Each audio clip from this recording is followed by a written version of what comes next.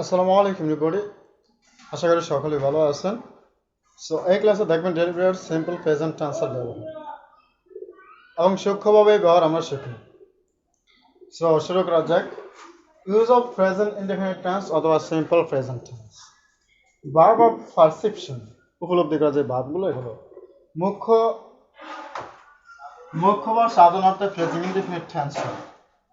So devils progressive tense অথবা present continuous tense হয় না, হয় কি মুখ্য বা সাধারণত প্রেজেন্ট ইনডেফিনিট টেন্স, যেমন see, smell, hear, feel, notice, taste, recognise etcetera.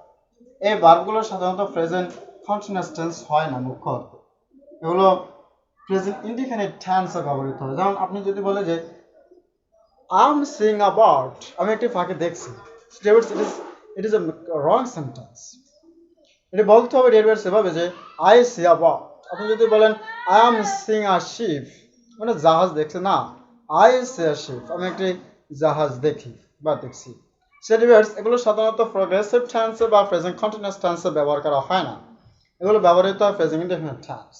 যেমন আমি যদি বলি I am feeling this matter very sadly, না, এটা হবে আই ফিল সেটা সাধারণত এটি প্রেজেন্ট কন্টিনিউয়াস টেন্সে ব্যবহৃত হয় না, সাধারণ অর্থে প্রেজেন্ট ইনডেফিনিট টেন্সে ব্যবহৃত হয়। আশা করি বুঝতে পেরেছেন যে verb of perception. 2 number verb of cognition. Verb of cognition মানে থিংকিং ভার্ব অথবা নোয়িং ভার্ব, এগুলো সাধারণত মুখ্য অর্থে প্রেজেন্ট ইনডেফিনিট টেন্সে ব্যবহৃত হয়। যেমন কি সেই ভার্বগুলো forget, know, think, believe, recall, recollect, remember, forgive, understand, suppose, consider, trust, imagine, mind।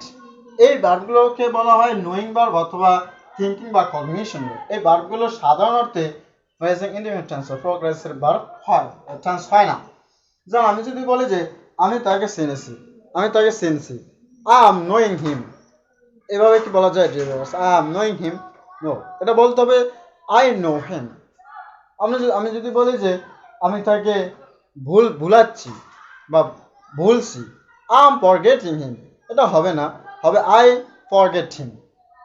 এভাবে ডেরিভেটিভস আমি যদি বলেন যে আমি এই বিষয়ে চিন্তা করছি, I am thinking about this matter, so এটা না, আসলে ডেরিভেটিভস হবে আমি এই বিষয়ে চিন্তা করি যে I think about this matter. So আশা করি বুঝতে পেরেছেন যে verb of cognition, thinking or knowing ভার্বগুলো সাধারণত প্রেজেন্ট কন্টিনিউয়াস টেন্স হয় না, প্রগ্রেসিভ টেন্স হয় না, মুখ্য বা সাধারণত প্রেজেন্ট ইনডেফিনিট টেন্স। এরপর verb of emotion. Want, wish, hope, love, like, dislike, hate, doubt, desire, refuse, prefer, please, displace, detest, care. এই ভার্বগুলোকে বলা হয় ভার্ব ইমোশন। এই ভার্বগুলো মুখ্য বা সাধারণত present indefinite or simple tense হয়, এগুলো প্রগ্রেসিভ টেন্সে ব্যবহৃত হয় না সাধারণ বা মুখ্য অর্থে। তো আপনি যদি বলেন যে আমি চাইছি, তো কি I am wanting, no, I want, আমি চাই। এবং যদি বলেন যে সাপোজ, মনে করা, আমি মনে করছি, I am supposing, you are supposing, they are supposing, no, আপনাকে বলতে হয় যে আই সাপোজ, আমি মনে করি।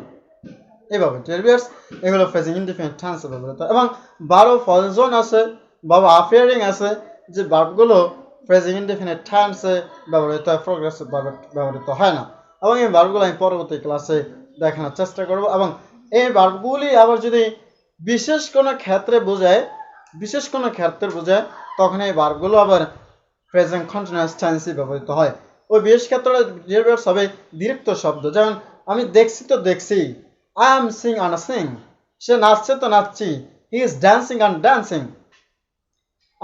আমি মনে করছি তো করছি, I am thinking and thinking। এরকম ডেরিভেটিভস ডিরেক্ট শব্দ, এর মধ্যে প্রেজেন্ট কন্টিনিউয়াস টেন্সে মনে করতে পারেন। আসলে কিন্তু এটি প্রেজেন্ট কন্টিনিউয়াস টেন্স না, এটি সাধারণত ডিরেক্ট শব্দ বলে। সো ডিয়ার, আশা করি ক্লাসটি বুঝতে পেরেছেন। আর যারা এখনো সাবস্ক্রাইব করেন তারা অবশ্যই সাবস্ক্রাইব করবেন, আর যারা সাবস্ক্রাইব করেছেন তাদেরকে অসংখ্য ধন্যবাদ। So thanks a lot again for watching this class.